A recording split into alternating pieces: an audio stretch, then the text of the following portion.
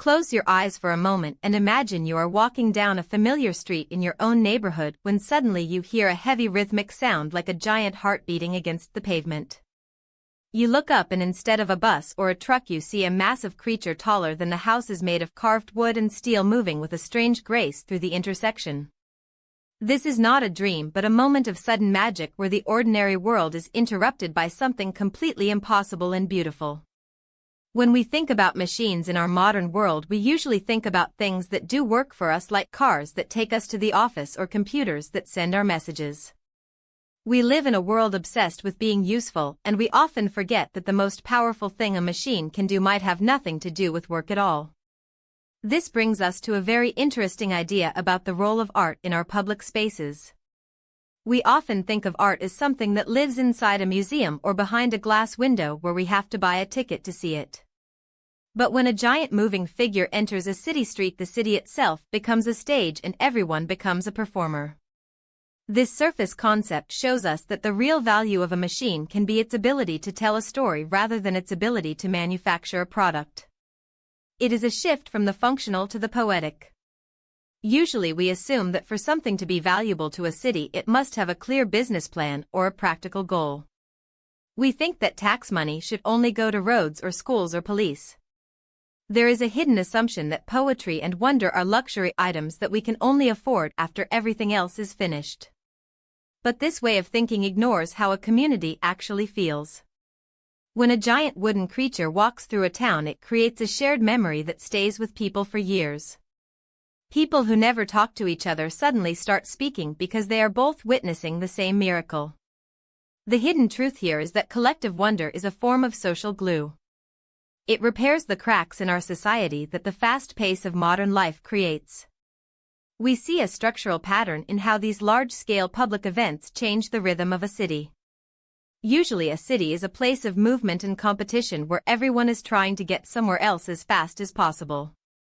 The streets are paths for commerce.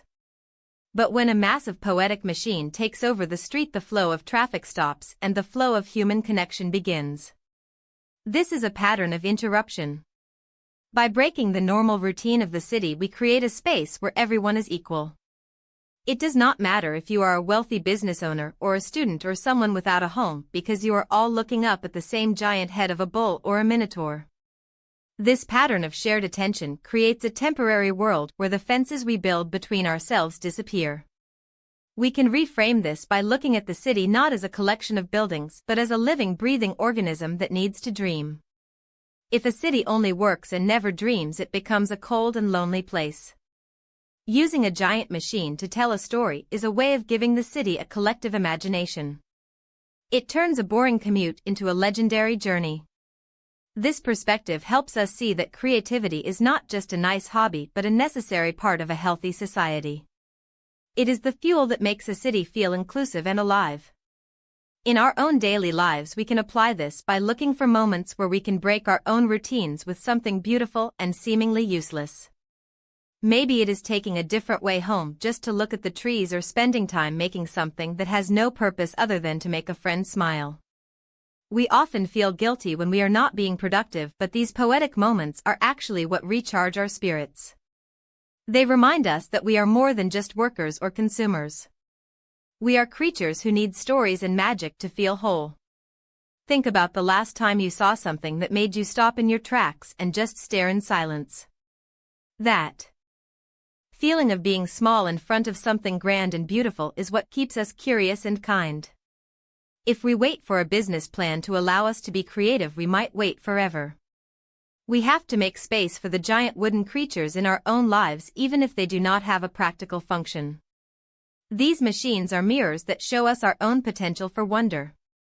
They remind us that the world is much larger and more mysterious than our calendars and to-do lists suggest. When a community watches a giant move together, they are not just watching a machine, they are watching their own common ground come to life.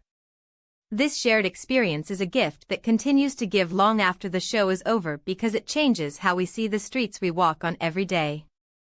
If you were to design a giant poetic machine to walk through your town today, what story would you want it to tell your neighbors about the life you share together?